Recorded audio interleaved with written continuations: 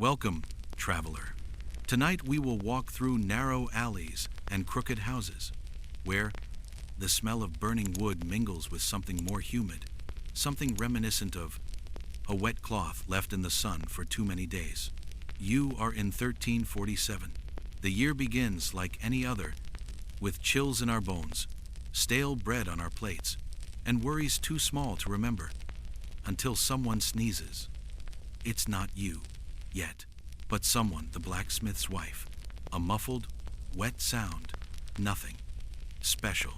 In other times, you might have said bless you and moved on. But in this world, in this moment, you freeze. Your eyes meet your neighbor's, and for the first time, no one smiles. So, before you settle in, if this moment touched you, even briefly, don't forget to like this video and subscribe, but only if it's truly meaningful. And if you'd like, share your comments. Where are you right now? And when did the world outside decide to slow down? It would be gratifying. Now, dim the lights. Let the fan play that steady background music, and let's go. Let's adventure together. You stretch slowly, listening to the wooden hinges groan with you. It's morning. Light creeps timidly through the cracks in the wall. You put your feet on the floor, where the scattered straw no longer masks the cold stone so well. There's a smell of burnt porridge, coming from the house next door, and that other aroma, too. The same as yesterday. The one no one wants to name. You go outside, and see the first black cloth hanging on the door of one of the shacks. The news had already arrived before the plague. There was talk of a ship, one that docked far away, in Messina, and then in Marseille, and now in Genoa.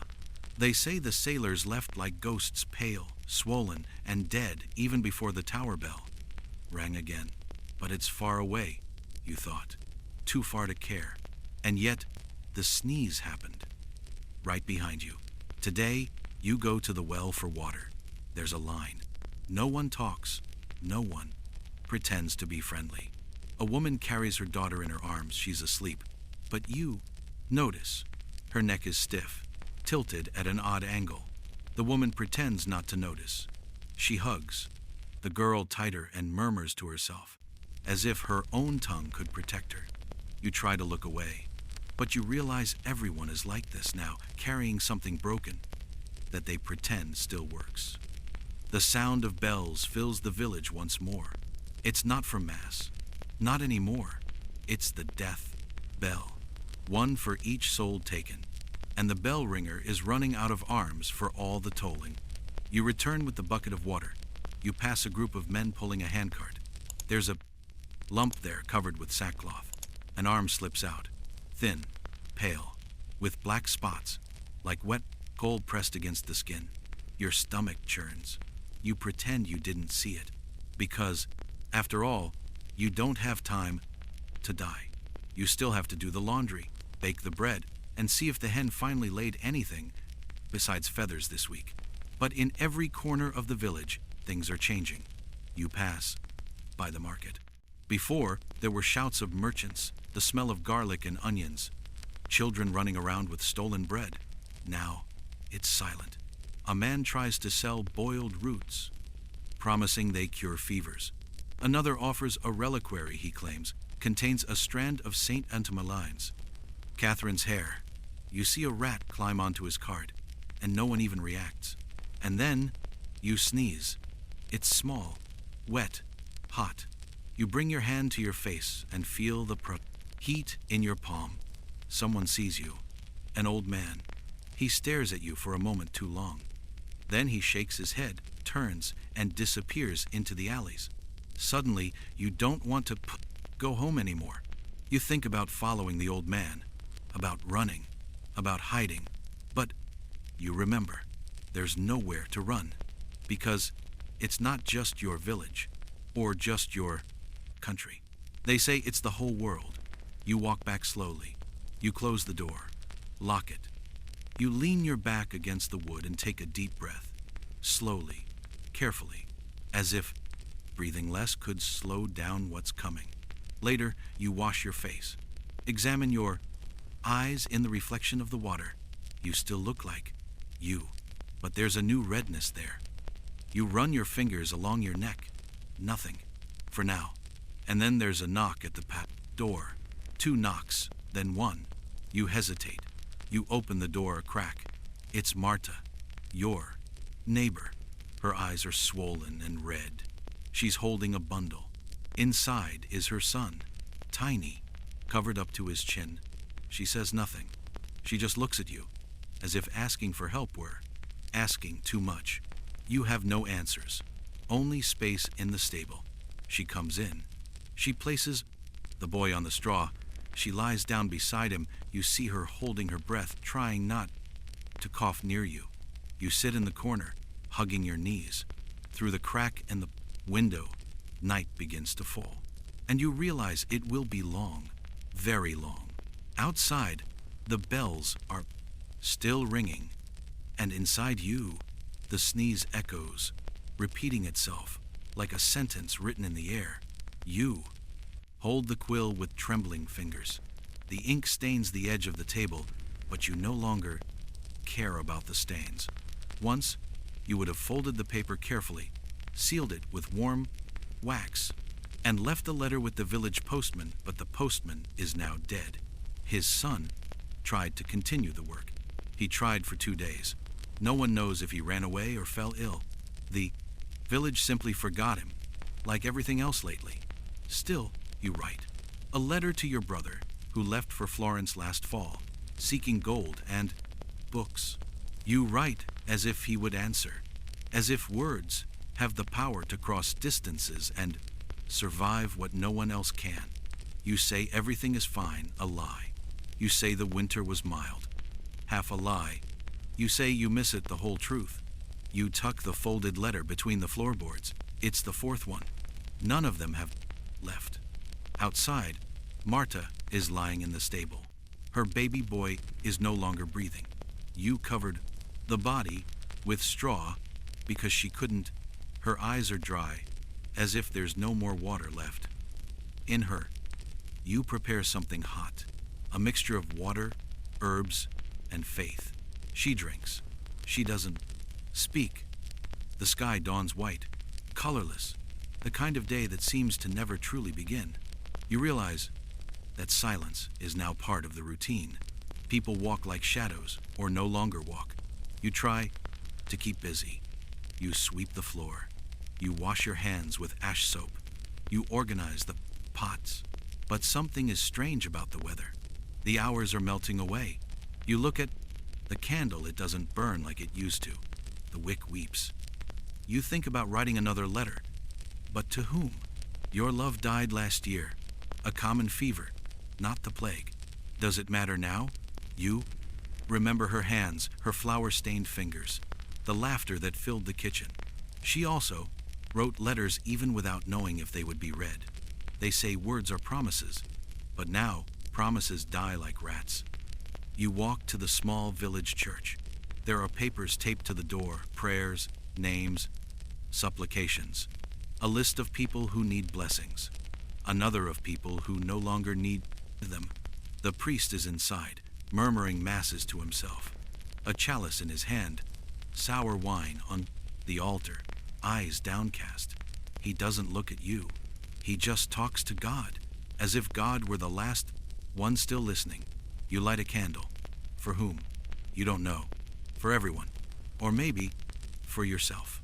On your way home, you find a body, lying among the cobblestones. A man. Maybe he was 30. Maybe he was an acquaintance. You don't want to look closely. His skin is marked with black spots. His lips are cracked, but he's holding something between his fingers. A letter.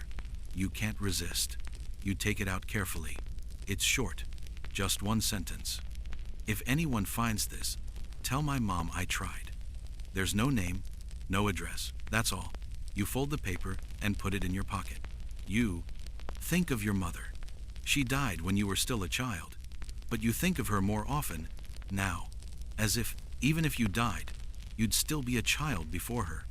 At night, Marta whispers, he called me before he left. He said the room was full of birds. Do you think the dead have wings? You hold her hand. She's warm, very warm. Maybe they do, you reply. Or maybe they're just tired of walking. She smiles for the first time. A short, crooked, almost non-existent smile. The next morning, you find the church bell silent. Silence. But not because death has ceased. It's because the bell ringer has died. Now, no one announces the departures. They happen silently, like letters never sent, like promises forgotten between one prayer and the top.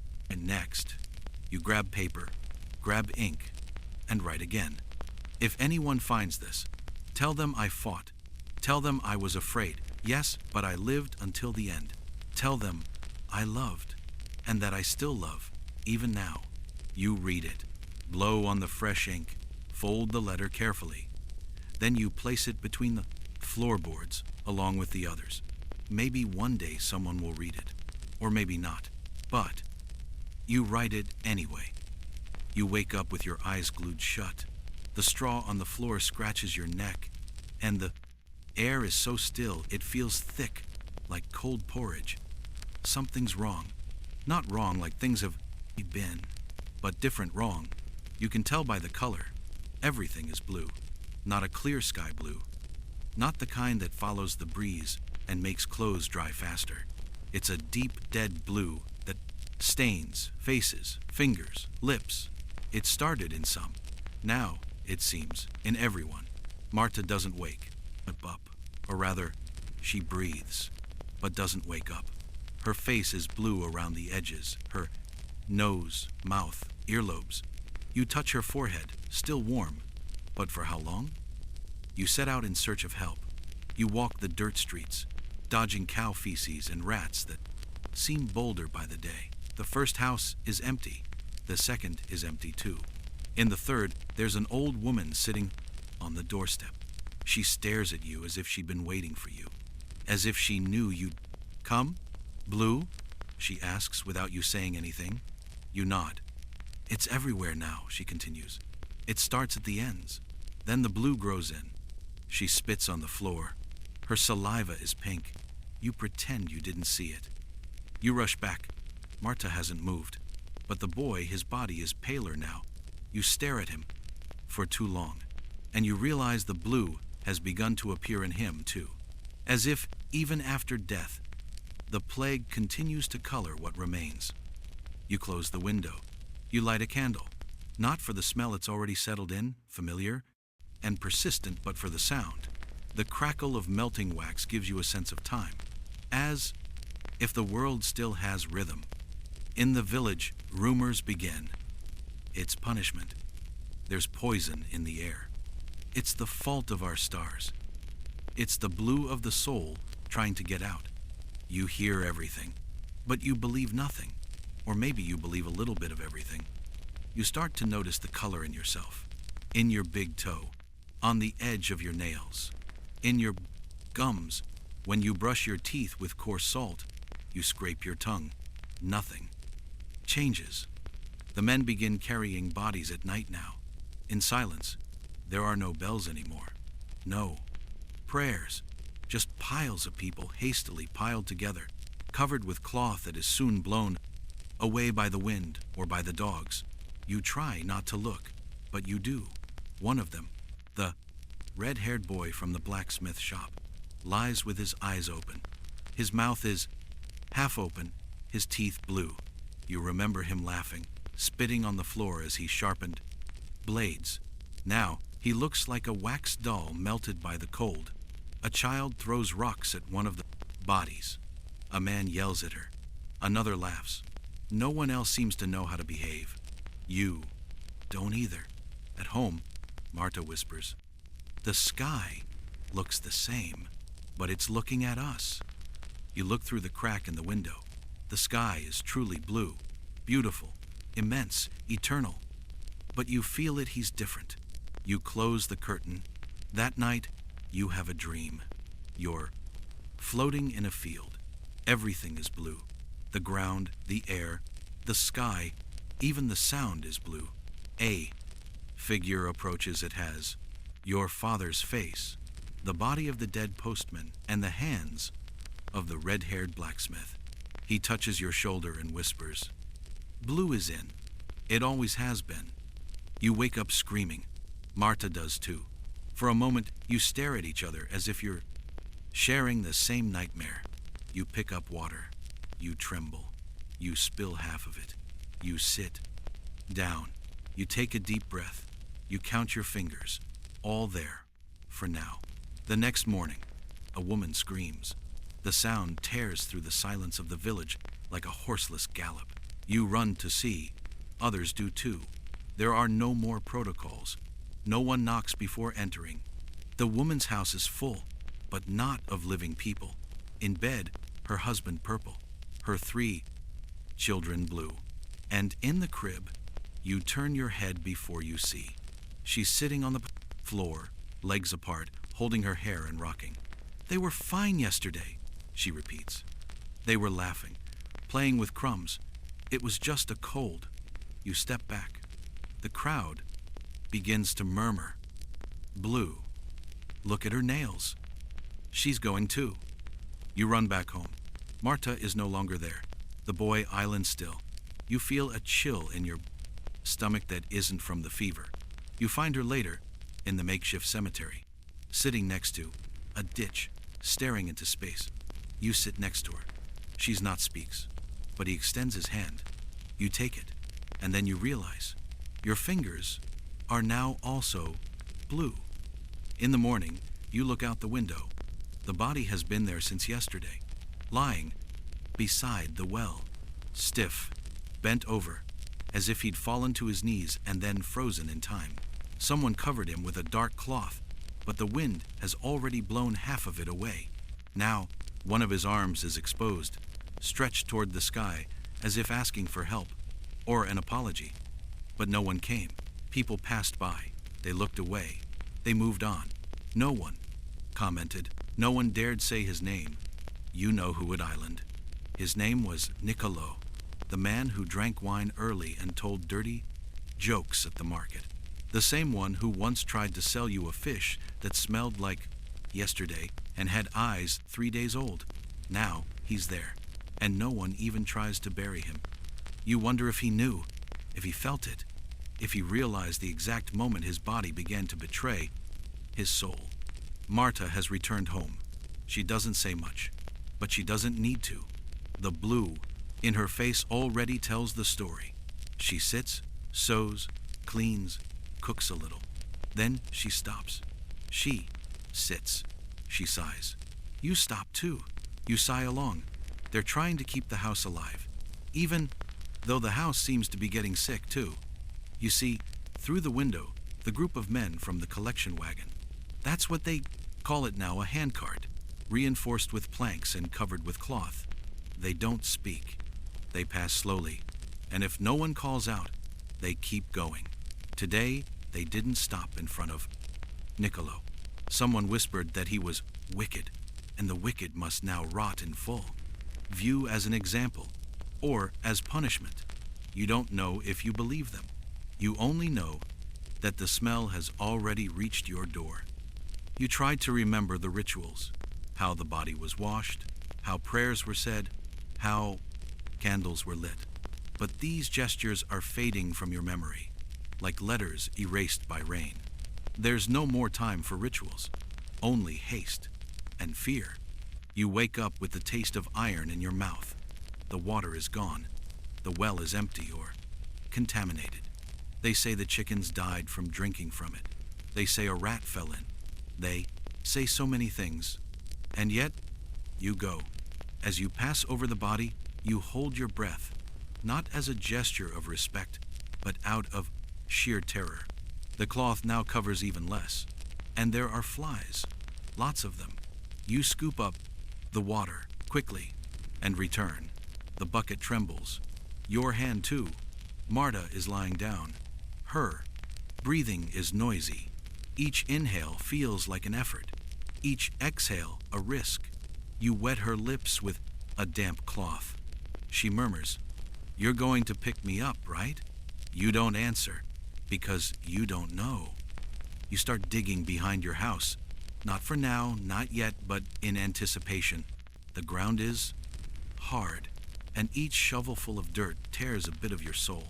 But you dig anyway, because in the end, everyone now digs for someone, or for themselves. In the market, or what's left of it, there's a man selling protective scarves. He says they were blessed by a monk in Avignon. You know it's a lie, but you buy one and tie it around your face. The smell of oil and camphor makes you nauseous, but it also gives you hope. Even if it's a stinky hope, you hear the screams at night. People knock on doors asking for help. Others shout, "Fire!" even though nothing is burning. They're outbursts, or delirium, or just people too tired of holding back their panic. And in the midst of all this, Niccolo's body is still there. On the third day, you can't take it anymore. You grab an old sheet, a rope, and a shovel. You walk to him. People watch you from the doorway. No one helps, but no one stops you either. You kneel down. The smell is terrible. The sheet doesn't cover everything, and you feel his eyes still open. He stares. He closes them. You murmur, "I didn't like you, but no one deserves to rot like an animal." You tie the legs. You pull. The body weighs more than you imagined. You drag it far away to an abandoned field where you've seen other shapes, other crooked crosses made of branches. You dig as best you can. You throw the body. You cover it. There's no prayer, just a sigh, yours, and a silence that weighs more than the stones you'll place on top. When you return, no one thanks you. No one comments. But someone left a loaf of bread at your door. You accept it, even though it's already hard as a rock. You go because you've tried everything. Bloodletting, mustard greens, boiled bone broth with garlic, and 3 prayers in a row. Marta's heat is growing hotter, and the color in her lips turning violet. You don't tell her. She already knows, but she still pretends to be just tired. You pretend along with her. Then someone whispers about a house on the outskirts of the village. A hut, hidden among twisted trees, where a man lives, not a priest, not a doctor, not anyone. But they say he helps, or makes things worse. It's hard to know. Everything blends together, healing and poison, salvation and madness. You go because you have no choice. The path is damp, with wilted leaves and ankle-deep mud. There's a smell of smoke, and something burning, something strange, like hair and grass all rolled into one. A dog follows him part of the way. Then it stops, howls, and runs back.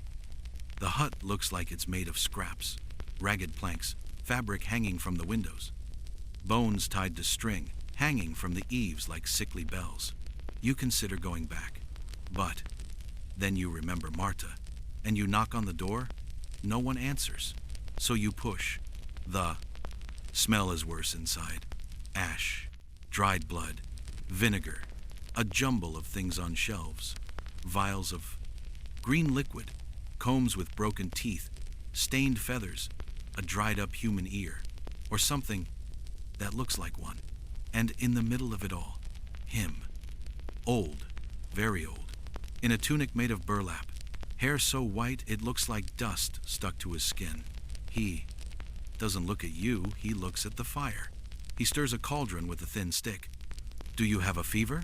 he asks, without looking up. "Yes," you reply.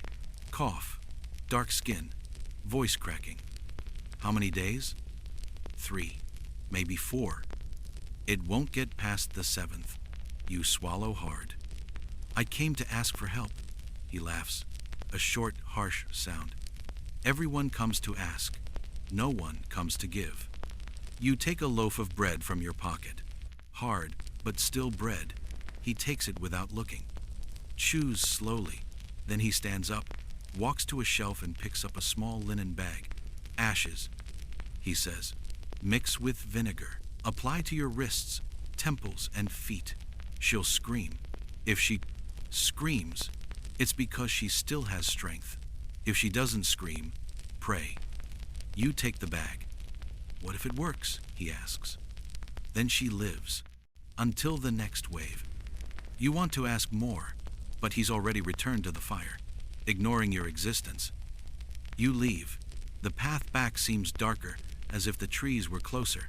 You hear footsteps that aren't yours, whispers among the branches, but you ignore them. You hold the bag of ashes tightly. Upon arrival, Marta is awake, almost lucid. Was it? She asks. You shake your head. I brought this. Is it a spell? That's what we have. You mix it with vinegar. The consistency is like gray mud. The smell is sour. You apply it to her wrists, then to her forehead. She trembles, then screams. You close your eyes. Her pain is almost yours. You continue the ritual. You repeat. You pray. You murmur words you don't even know make sense. She sleeps. A heavy, damp, deep sleep. You lie awake, watching. Ash drips from her skin, but you swear her breathing is less ragged. The next morning, she opens her eyes. I dreamed I was in a field with your brother. He told me to go back, that you were too alone. You smile, a crooked smile. Did he send his regards? He did. He said you're terrible with plants, and it's past time for a haircut. You laugh for real now, and cry along with it. Later, you go to the cabin again, to give thanks, but it's empty. The cauldron still burns, but no one is there. Just an unlit candle, and a new jar on the shelf, with your name scrawled on the side. Inside, more ash. You take the jar. You never know when you'll need it again. You didn't go to run away, or to hide. You went because you thought that, between those high walls and cold stones, God might still be listening. The convent is far away, beyond the field where corn once stood. Now it's all dry, as if the earth too has given up on giving. When you arrive, a crow watches you from above the gate. It doesn't fly, just follows you with fixed eyes. You clutch the bag of bread you brought as an offering, even though you know deep down you're offering more to a hungry mouth than a true alms. The nun at the entrance is small, wrinkled, as if made of a nutshell. She doesn't ask your name. She just shakes her head, picks up her bundle, and points. Silence. Here, one speaks only with eyes and blood. You enter. The convent is cold, dark. The smell is of mold and wax. There are murmurs and the walls, prayers too low to understand, too high to ignore. You are led to a small cell. Stone floor, a straw bed, a crooked cross above the door. The peace here is not gentle. It is brutal, forced, a silence that screams. Then come the rules. You must cut your hair, a gesture of humility, of renunciation. The younger nun holds the bracelet, scissors with trembling hands, perhaps from the cold, perhaps from exhaustion. When the strands fall to the floor, you feel as if a part of you goes with it, and perhaps it does. The part that still believed all this would soon be over. Then the fasts, days where there is no food, no words, only prayer, or moaning, or nothing at all. The other women are pale. They look at you as if looking at their own reflection. No one says anything, but they all know you didn't come out of faith. You came out of fear, and yet they welcome you. A hand on your shoulder, a piece of bread, discreetly left near your cell, a look that says, "Me too." On the second day, you hear the first death. You don't see it, you just hear it. A long groan, then the sound of something falling. Then hurried footsteps and the head nun murmuring, "Another one for the field of the pure." You learn that here too people die, but in silence, without mourning, without screaming. In the kitchen, you stir a thin broth. Someone asks, with their eyes, "Did you lose someone?" You respond with a nod. More than one. During one of the masses, a nun begins coughing. They try to ignore it, but the cough turns into a Convulsion. The candle she's holding falls, spilling hot wax onto the floor. She falls to her knees, and there, before the altar, she bleeds from her mouth. No one touches her. The priest simply crosses his arms. He closes his eyes and says, "She was taken before she could doubt." You feel angry, but you swallow it, because anger is forbidden here too. At night, you go to the convent garden, small, made of herbs and crosses. You kneel and try to remember a prayer, but you can only murmur, "God, if you're still there, at least take the good ones quickly, and leave the bad ones too busy to notice us." You hear a sound behind you. It's a novice, shy, blonde, almost invisible. She hands you a piece of parchment. Sometimes I think he's gone. Other times I think he was never here. You smile and reply on the back, "Maybe he's just very busy." You exchange notes like this for days. Little words hidden in the folds of robes, psalm, books, stale bread, words that save more than any medicine, until she stops writing. You wait. You search. Her cell is empty. A nun says, with her eyes downcast, "She broke the silence and was taken." You don't ask anymore. You understand that silence here isn't a vote, it's a sentence, and whoever speaks disappears. On the 9th day, you hear the bells of the distant village. You don't know if it's someone who's died or someone who's come back to life, but the sound fills you with longing, with a longing for the beaten earth, for the sound of people alive, even if they're suffering. You go to the nun at the entrance. She stands there, motionless as always.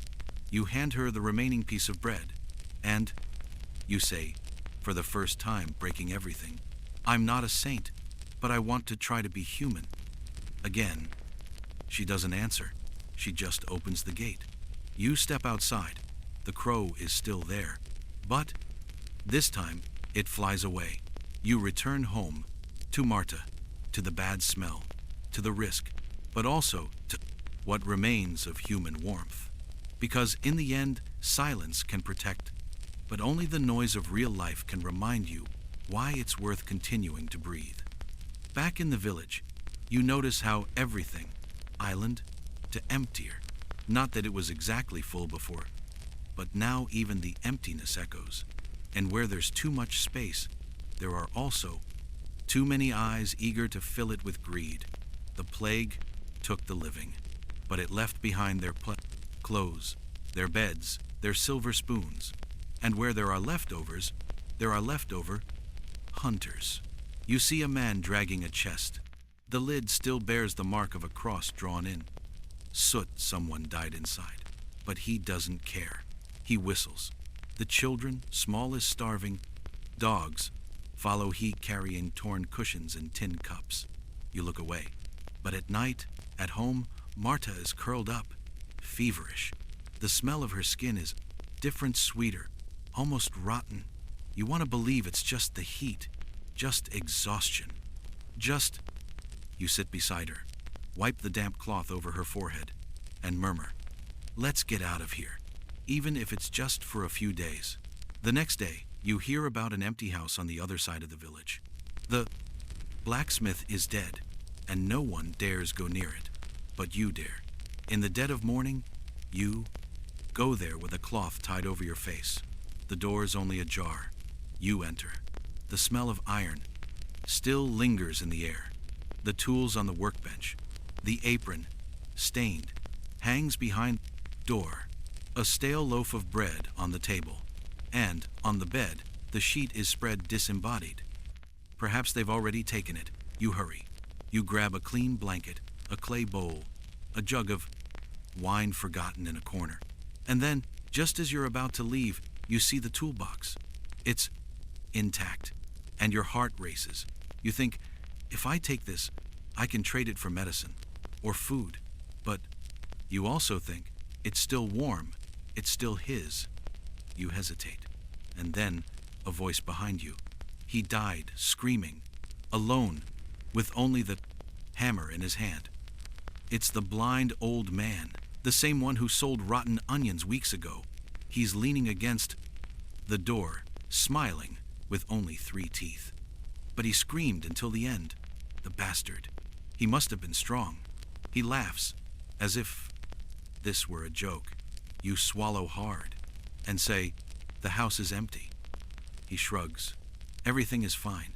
The village has become an abandoned hive, but the thief, bees are very much alive. You watch him limp away, and you realize everyone's doing it. Scavenging, stealing, picking up what's left. Not always out of malice, sometimes just to avoid death. But what you feel is shame. You put down your tools. Just grab an old cracked wooden spoon. Maybe it'll still be useful for feeding Marta broth. On the way back, you see 2 children rummaging through a corpse. They're looking for coins, buttons, anything. One of them, the oldest, maybe 10 glances at you angrily. "We want to eat," she growls. It's not stealing if no one else needs it. You don't respond. But at night, you leave a piece of dry bread near the corner where you saw them. No one thanks you. But the next morning, the bread is gone. The following days are like this. Take a little here, give a little there. As if everyone, pretending the world still works, even when it clearly doesn't. Death becomes the backdrop. And greed, a new kind of survival. You see a man selling a ring for 2 eggs. He lies, says it was his mother's. But you recognize it. It belonged to the baker's wife. That ring always hung on a chain, like a medal. You wonder how many more lies will be told. How many more rings will be melted. How many more books will be burned to become heat. And then, in the square, you hear the sound of a cart full of bodies. Again, the bell rings. A woman screams. A dog runs with a bone between its teeth. You crouch down, close your eyes. And he thinks, what's worth more now? Life, or the things it left behind? And the answer comes soft, almost a whisper. Maybe neither, or maybe both. It depends on who's holding it. Guilt needs a face, always. And when the dead keep arriving, when prayers sound like wind, knocking on an empty door, people start pointing fingers. You've felt it in the air. It's no longer just the fear of the plague. It's another fear, older and deeper. A fear that turns inward, that turns neighbors into threats, smiles into suspicions, and silence into sentences. It is in this climate that Hildegard's name begins to circulate more frequently. First in whispers, then in almost whispered accusations, and then openly. She lives on the edge of the village, alone. The house is made of dark stone and old wood, leaning as if it were keeping secrets. She never goes to mass. She wears clothes that are too dark. She plants rue at the door, and she talks to her cats as if they were her children. Stranger still, she hasn't gotten sick, hasn't coughed, hasn't shivered. You saw her the other day, crouched beside a burned tree in the woods, pouring water on its dry roots, as if to restore life to what the fire had taken. She was murmuring something that the wind carried before it reached your ears. She was alone, or maybe not. At the fair, you. Here, it's her, for sure. A crow landed on her roof and wouldn't leave. My cousin's daughter saw lights coming out of the chimney at midnight. I saw it. I saw it with my own eyes. And you? You saw it too. But you saw something else. He saw Hildegard sharing a raw onion with a barefoot boy. He saw her wiping a sick old man's eyes with a warm cloth. He saw her calloused hands tying a bundle of firewood behind her, back to hand to the bedridden woman in the shack at the top of the hill. But these images don't gain a voice. They don't stick to the wall of collective memory. When fear turns to mud, people slip into it, without realizing it. And then, one morning, his house dawns with a black cross painted in charcoal over the door. A warning, a premonition, a trail of hatred mixed with ignorance. The next day, you hear the noise screams, Hurried footsteps, a commotion that seems greater than the cause itself. As you approach, you see Hildegard being dragged to the church, her hair disheveled, her clothes torn, her face dirty, but her gaze intact. Proud, firm. "Confess," the priest shouts, "or bring more death." She spits blood at his feet. She smiles. A crooked smile, with gapped teeth, but with something more powerful than any sermon. "You blame me because death ignores my door, but don't you think that perhaps it's because I don't call out to it?" The village is divided. Half wants to see it burned, like a scarecrow against the plague. The other half just wants it all to be over. You, standing in the middle of the square, amid shouts and disjointed prayers, feel something more intimate. Shame of not speaking up, of not defending, of pretending it doesn't concern you. That same week, the miller's daughter falls ill.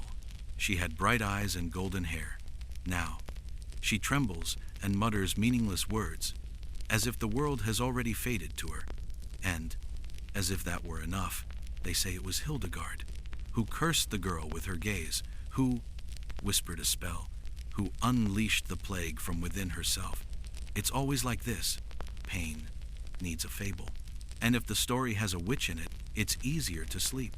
You hear about a trial, but no one explains what it means.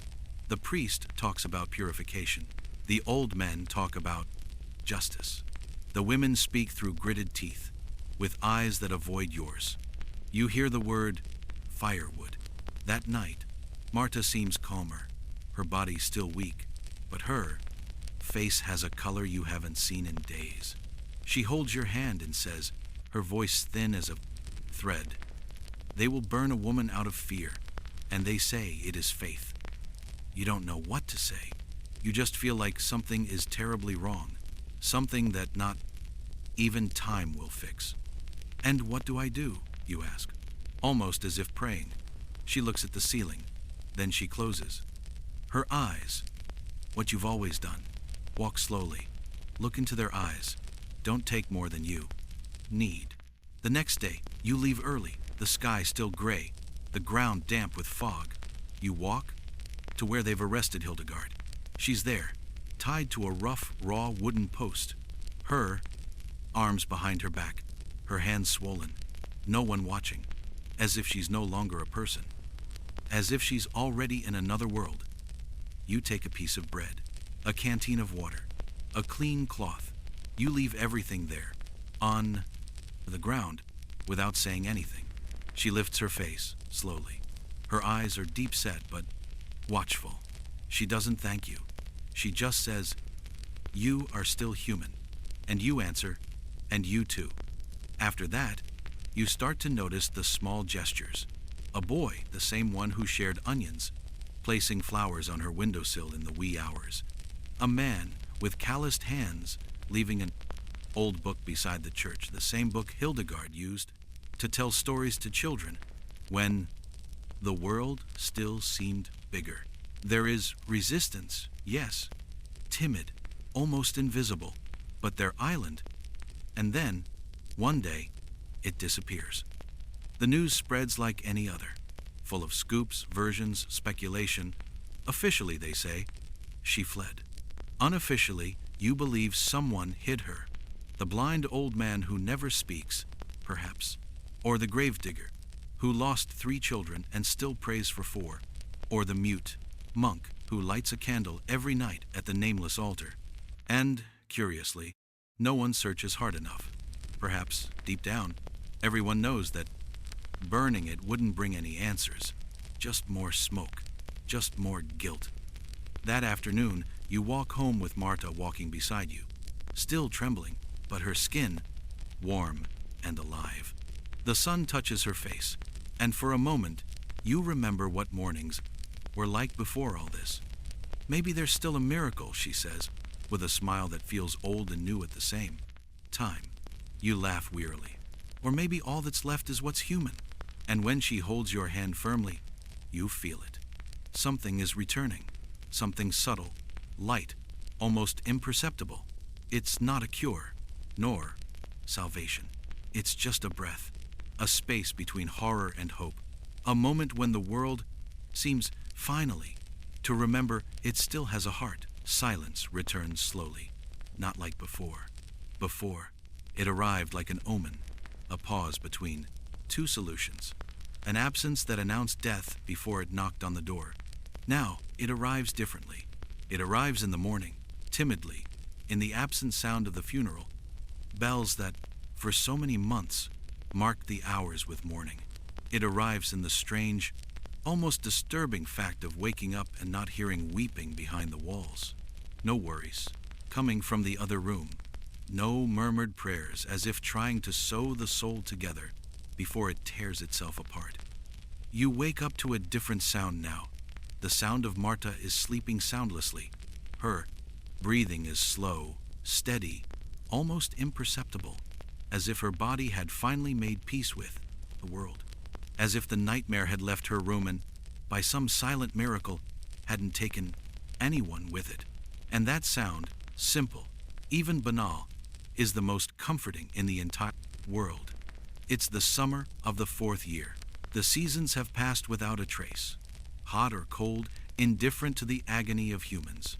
Now the warmth returns to touch the earth generously, and you realize, almost ashamed, that you survived, that you're still here. You survived the Black Death.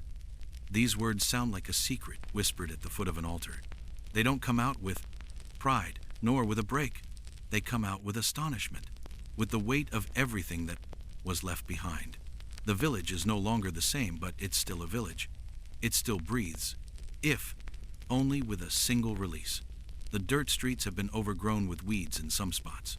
The windows now open more cautiously. But the great gate, the one that was closed with boards, nails, and despair, is open, not with celebration, opened in silence, like someone who decides one day that it's time to walk again. The land seems greener, or maybe you've just learned to look at it differently. There are fewer people working there, that's for sure. The fields are bigger than the available hands. But those who are left, those who buried more than they harvested now, work in silence. And in that silence there's something akin to reverence, as if each seed planted were also a gesture of remembrance. A boy runs down the dirt road with disheveled hair and dirty feet with joy. 2 women wash clothes outdoors, beating the clothes loudly and laughing between sentences. An old man plants beans alone, crouched down, and hums a song without lyrics. Small things return. Little by little, unhurried, you change too. Before, the fear was constant, visceral, an animal growing beneath your skin. Now, it's different. Now, you're afraid of forgetting. Not the pain, but the truth of it. Afraid of forgetting the names, the gestures, the voices that won't return, the smell of vinegar on the cloths, the texture of loneliness. Hildegard's strength as she spat blood and smiled. The warmth of Martha's hand when all seemed lost. So you begin to tell, not like someone breaking news, but like someone lighting a candle on a dark night. You tell anyone who will listen, and discover, to your surprise, that many do. Young, old, children who barely understand the word plague. Everyone sits down. Everyone listens. You talk about the year the priest fled, the bells that rang until the iron wore out, the black crosses painted on the doors like sentences. It tells of Hildegard, the woman burned by fear, but whom time transformed into a living memory. It tells of the miller's daughter, of Martha and her recipes of hope, of the nights when the world seemed smaller than a bed. You become a living memory. And that's not all. Others tell of it too. A baker who became a grave digger and learned to carry bodies as one carries siblings. A seamstress who embroiders cloth with herbs, learning to sew with thread and cabbage, leaves. A boy who lost 7 siblings, but still chases butterflies as if the world were whole. You discover that survival isn't just about continuing to breathe. It's about rebuilding. And, often, rebuilding with your own hands. Death still passes by here. Of course it does. It never stops circulating among the living. But now, it doesn't devour, it just touches. it takes slowly. And when it arrives, it's treated with respect, no longer with panic. You rebuild the fence that fell. You plant seeds. She teaches the younger ones to prepare the soil, to listen to the earth. Marta harvests lavender and plants it around the house. She says it scares away evil spirits, but you know it's to remind you of the scent of what's still worthwhile. Sundays smell of baked bread again. Laughter returns, stumblingly. The church reopens, with half the pews, but all the faces. The new priest doesn't shout more than necessary. He speaks softly. Perhaps he's learned. Sometimes, in the late afternoon, you sit and watch, and think, and feel. You still dream of the line of corpses, of the crosses painted in charcoal. Still awake with your body sweating and your heart aching. But now you also dream of Hildegard, smiling in the evening light, of Marta's warm hand on your shoulder, of the empty field blooming slowly, of the sound of the world remaking itself. You don't forget, but learn to remember with less pain. On a golden late afternoon, sitting under an apple tree you planted yourself, still small, but full of new leaves, Marta looks at the horizon and asks, "What do you fear most now?" You think, close to your eyes, "Oh, the wind blows gently." Then you answer that the world is back to the way it was, as if nothing had happened. She doesn't answer right away. Then she smiles, not with joy, but with truth. "It won't," she says. "The earth remembers, and so do we." And then for an instant, everything seems at peace. The sky, the leaves, the earth. In that moment, you close your eyes, and the wind blows, neither cold nor hot, neither warning nor threat, just present. A breeze that announces nothing. It doesn't come to say, nor to take.